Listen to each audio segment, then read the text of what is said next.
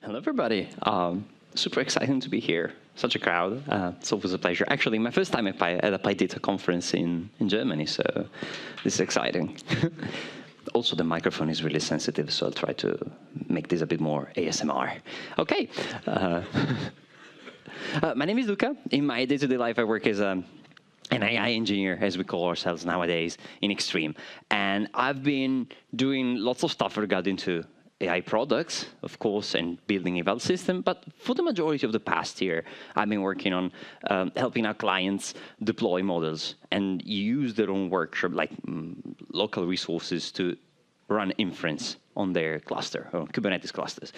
And this was extremely enticing on so many levels. And it left me on a huge rabbit hole of trying to understand how a GPU works. Spoiler, I don't know yet how that works properly, but that's an aside, and also the maths behind LLM Inference. And this has brought me, as Vicky Boykes would say, closer to the metal. So today, we're going to talk about a bit more, of course, some duly disclaimers, and go straight away to the takeaways and the key points I would like you to bring you to, and the real goal of this talk. We're going to see what kind of quantities we'll be interested in when we try to guesstimate how much basically VRM we need to deploy a model, and which quantities we need to understand, and their differences between training and inference. And also we go through a bit of maths, if the projector allows. Oh, come on, there's not going to be so much math. OK. I know that's scary, but this is the easy part. Here, things will get a bit more complicated. But if you bear with me, they're going to be fine. Finally, we go to the juicy bits, so the lesson learned and the conclusion you can draw from trying to deploy models on your own and self-hosting them. So let's start off with this. Since this is a lightning talk, no, not a lightning talk, but it's a 25-minute talk, there will be some simplifications. Since we're already trying to present something that is based off this incredible talk about Sasha Rush. Sasha is also a professor at Cornell, is also now doing reinforcement learning at Cursor. So he knows a couple of things about it. And he built this, realized this beautiful video called Street Fighting Transformers. I highly invite you to check that out, especially if I miss some steps. The talk is partly modeled after his talk. And I do also recommend to check him out, because the video is it's really beautiful. Also, I invite you to check out and mention the fact that this video he made is based off another book called Street Fighting Mathematics, to learn how to do estimation problems with mathematics. Is it OK with the projector still? I don't think this is so much scary yet, but it's going to be really soon. So let's just state our goal clearly ahead. Model training and model inference are two different things when it comes to hardware, especially when it comes to compute and memory. In the end, this whole thing boils down to one key factor. Transformers inference is one thing, because inference and computing transformers can be done serially, or can only be done serially during inference, but can be done in parallel during training. This has some serious implication for how you deploy a model and all the kind of consideration that you can make. And maybe not you, but people that build the engines that allow you to deploy the models. So the mathematics behind this is really the key to understand. And we can basically prove this conclusion just going through the simple mathematics that goes behind trying to understand how a model behaves and the kind of requirements it has. The first corollary and the consequence of this is that we need to accept the trade-offs between latency and optimal hardware usage. How we do this and how we choose that, well, that's where the engineering part comes. And we need to build a sense of what kind of requirements that our products needs to have. But in general, self-hosting is viable when you can just do async batch processing and prompt-heavy tasks, which means prompts where you have long prompts and really short answers. So where generation is not really long. And we're going to see all of this why. So this is where we're going to end up with. Now with a bit of math. Let's get started. We're going to talk about two dimensions, training and inference, and three quantities: the number of parameters, the memory in gigabytes, and we're going to be a bit vague about how we mean memory, because we can represent the numbers as floating points or integer. Floating points can be 16 bits, can be 32. So we're going to pretend that we are unitless for the moment. And the same goes for flops. Because, of course, we basically, when we do learning, like deep learning, and we do matrix multiplication, but also addition. So we're going to pretend that we do not care about this one. And, of course, the two dimensions that we take and we care about are training and inference. There's also fine-tuning, but we're going to pretend that doesn't exist for now. You can watch Sasha Rush's video about that. And he's also going to explain this for Laura, but we don't do that here. So these are what we're going to analyze through the lens of a simple neural network. So back to the drawing board. This is a neural network. Hello. This neural network has 2 parameters in and 3 out. What are the number of parameters during training? Well, it's fairly easy. We just connect the dots, and we say it's 3 plus 3. Yes, this network has 6 parameters. How many parameters does it have during inference? 6. Okay, he's paying attention. Congratulations, man. Okay, it has the same number of parameters. Okay, so this is just to getting started and get us warmed up. We can redraw this neural network in a projection notation, and we replace the 3 and 2 by D1 and D2, and so the number of parameters is just D1 times D2. Wow, this is super slow. Okay, and the same goes for inference. This is fairly easy. This is the easiest part of the LLM inference arithmetics. When we go to compute, things start to change. Because this is our neural network. During training, well, how many operations does it need to do to perform a forward step during training? Well, of course, it's D1 times D2. But also the batch size. Because remember that neural networks can be used to process and compute the multiplication in batch. So you can operate in parallel on multiple inputs. So the batch dimension is the first new parameter that we need to introduce in our explanation. When we need to account for the arithmetic intensity of the task that we have at hand, we also need to take into account the batch size. And this is the forward step. So if we think about inference, well, of course, this is going to be the same thing, right? When we need to perform inference with the model, yes, of course, we need to do the very basic same thing. But training is different for one reason. It's called training because we do the learning. How do we do the learning? Backprop. That's it. So we also need to take care about the backpropagation step. The compute requirements for backprop is approximately 2 times as much as the one that we have when we do the forward step. Why? Because we need to propagate and compute the differences from basically compute the derivative of the loss with respect to the input, which can be the intermediate input, and the derivative with the loss with respect to the weights. So effectively, and we start seeing it here immediately that when we do inference, the compute requirements are much lower in a way, and the training requirements are much more expensive in terms of raw numbers of operations that the GPU needs to perform.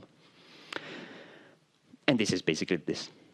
And so if you want to be a bit more explicit about that, you need to do compute during training for the forward pass, but also for the backward pass. And as I was saying before, we need to compute the derivatives of the weights, the loss with respect to the weights, and also with the derivative of the intermediate inputs with respect to the loss, because we need to do chain rule.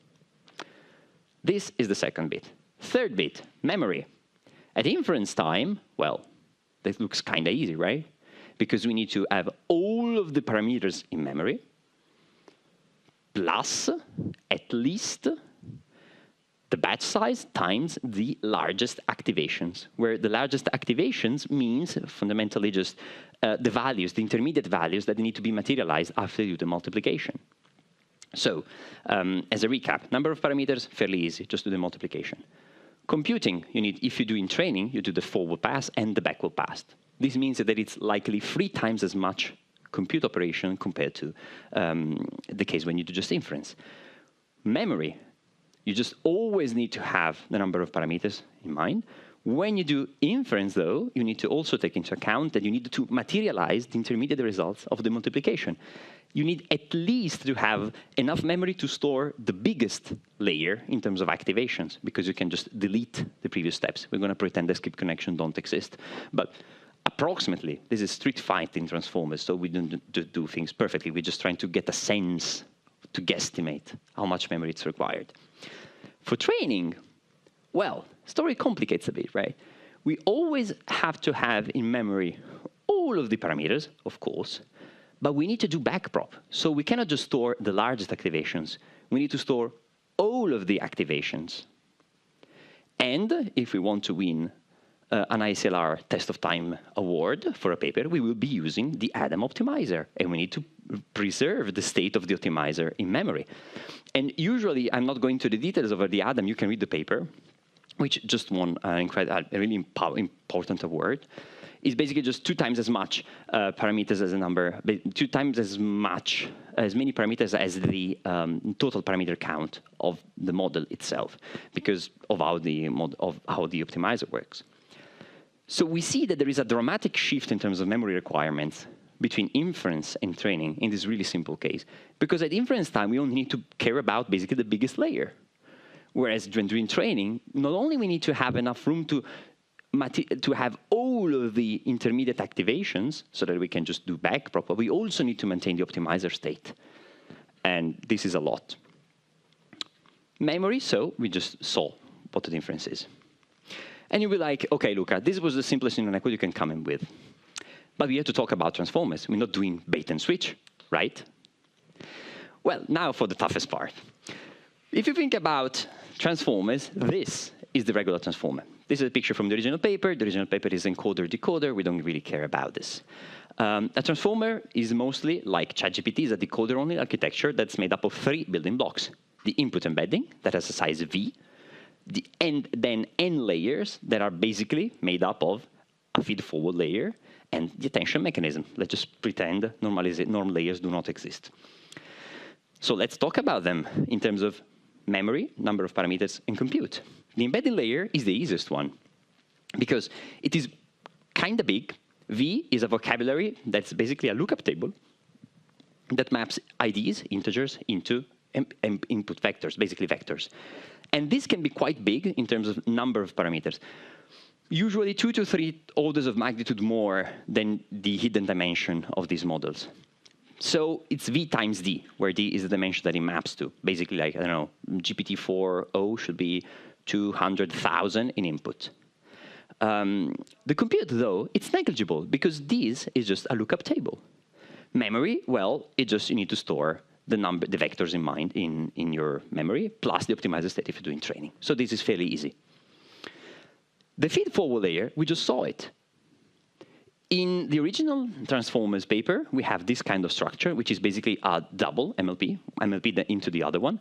And we know how to compute that. Number of parameters is N feed-forward layers times 2 times D times 4D, because all of these layers are connected.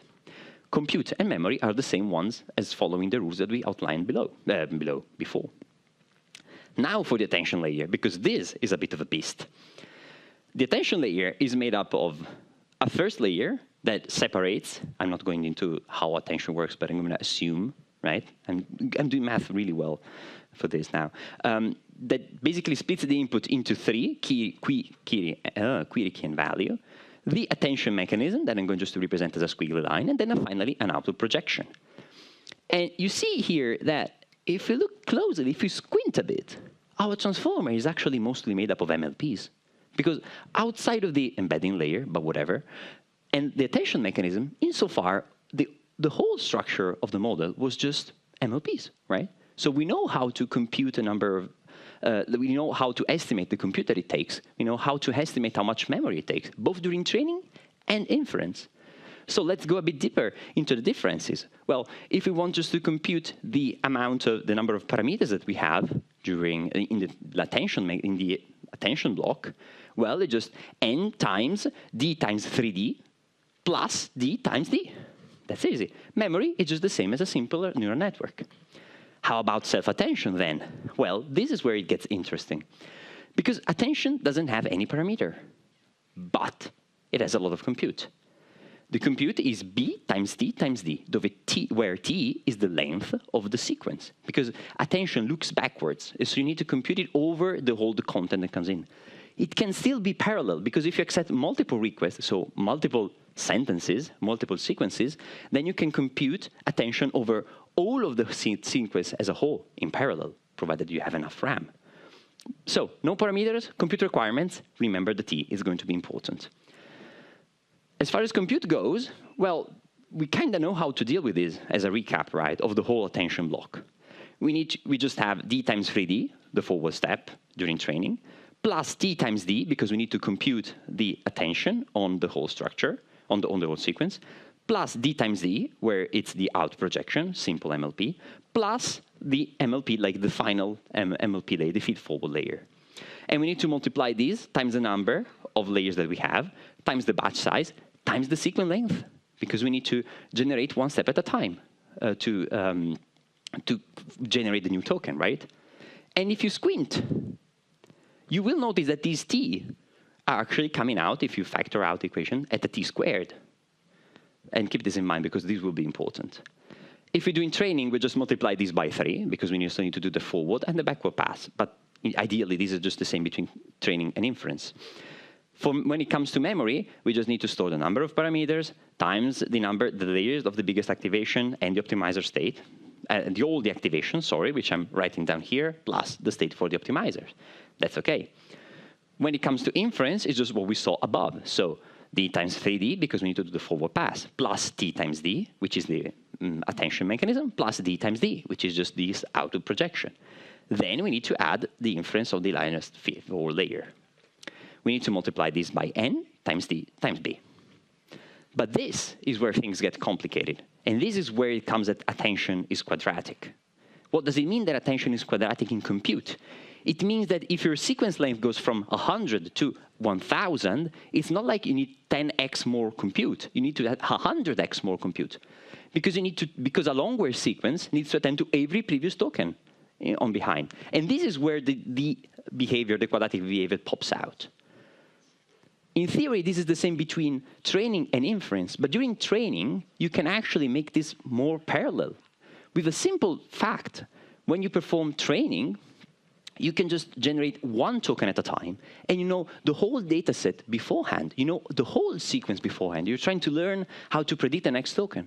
So basically, you can be clever about how you compute the attention. And then you can just spread out all the training code so that every example can run in parallel efficiently.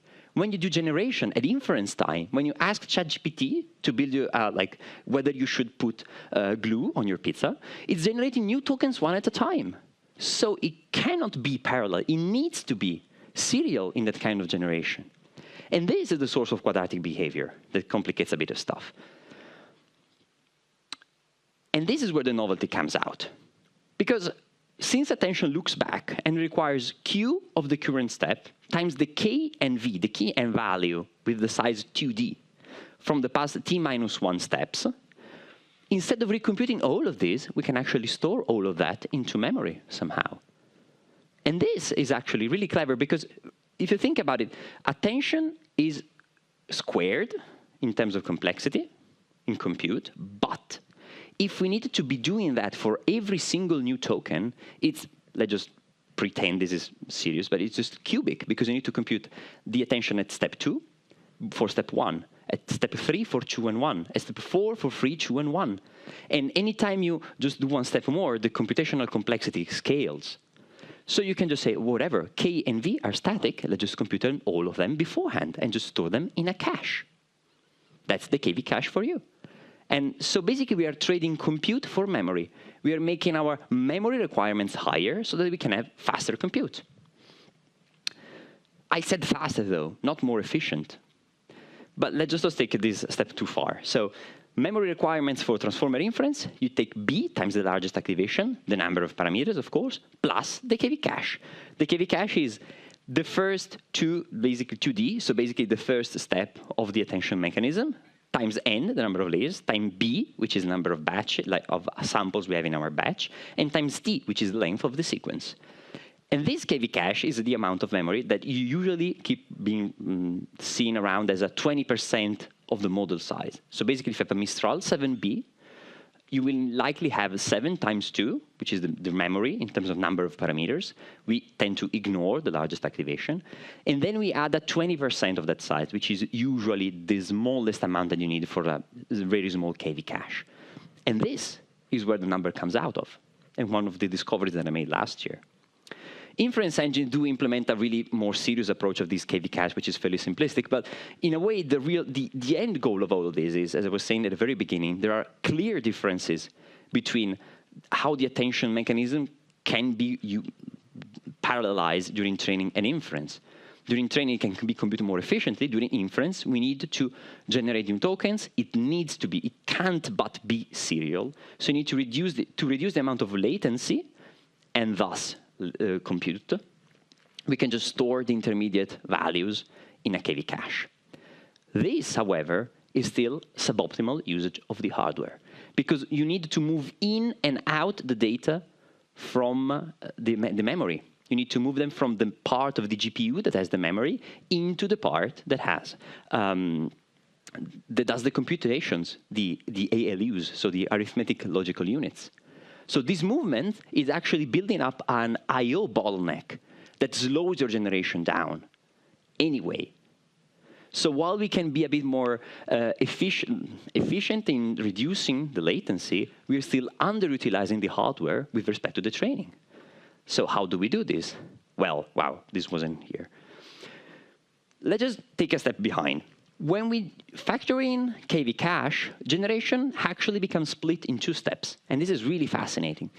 Because in the first moment, we need to fill the whole KV cache. This phase is called pre-fill.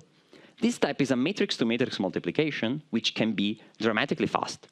And this is actually the point in the generation where the usage of the GPU, of the hardware itself, is maximum, is optimal. However, when we go to the decoding phase, generating token one at a time, we encounter the inefficiency that we were talking about. Because even if we have the KV cache, we need to read in and out the data from the KV cache, basically from the memory of the GPU back to the computational units, back and forth. And this bottleneck slows down the GPU, which can sit idle while it waits to perform a new multiplication. How do we deal with this? Well, people have found out that they can just say, OK, increase the batch size. Because if you have 4, 5, 6 more requests at once, you can read at once all the values from the KV cache that are required for that step, perform the generation, and drop them when you're done. But this has some problems. While it increases the efficiency, the arithmetic intensity of your GPU, it increases the number of tokens per second that you can generate. It decreases the time to first token, which means basically when you get the first bit of a reply, which is by far the least interesting most of the time. It's like, yes, of course I can help you with that. And this is decreased. It increases the time to first token. Sorry, this was a typo. It increases the time to first token. That's my bad. Because we need to compute the KV cache for more tokens at once, for more sequences at once, right? And this also has some other limits, because we cannot just say, OK, I'll just use a batch size of 5, because if you cannot start a job until you have 5 requests, people will be hanging. So you need to implement a more clever implementation of batching. And this is what Triton by NVIDIA, BentoML, and many other more inference servers implement. But still, even if you have a clever implementation of batching, the throughput doesn't increase linearly. So even if you make the batch size optimal, like bigger and bigger, you cannot expect linear gains. At some point, you will start hitting diminishing returns. Because of what? Well, of course, because in memory bandwidth, you still have to move data in and out from the VRAM. And if you have more batches, more samples in your batch, you need to move in more and out data out from the KV cache. And also computation limits, because you might just incur in out-of-memory error. So all of this is when you deal, and anybody deals with, when they're trying to self-deploy their models. Should you ever want to do that? Well, as we saw from the structure, if you do batch jobs where you can control and perform them asynchronously with an optimal batch size, you might find yourself that this is a perfectly fine use case where you can save money. If your completions are really short and you have a huge pre-fill phase, but just a short number of tokens that needs to be generated, that's where self-hosting is a viable solution. For any other task, run your own experiments. In a way, OpenAI has such a massive scale where they might just be getting thousands of requests per second, so they have like groups of 8 H100, and where they can optimally deal with all of this, stuff that we cannot deal with. And so for those occasions, might be just best for you to just rely on the old curl OpenAI or any other model provider. And this is it. I will thank you very much for. I would love for you to scan your QR code and share any feedback about this talk. This is the first time I give this, and I'm really excited about it because it's a topic I've been working on for a while. I would love to connect and get in touch about how this works, how can I improve this, and I can help you out with this. I know this was a bit rushed, so if you have any questions, feel free to drop by and message for the rest of the conference. If you need some more reference, I have them here. I will share the slides somehow, so you can just click on the links. But do check out Street Fighting Transformers, all of the others, our blog posts from NVIDIA, BenchML, and also the guys from Cursor. The last one is really interesting read. Thank you very much.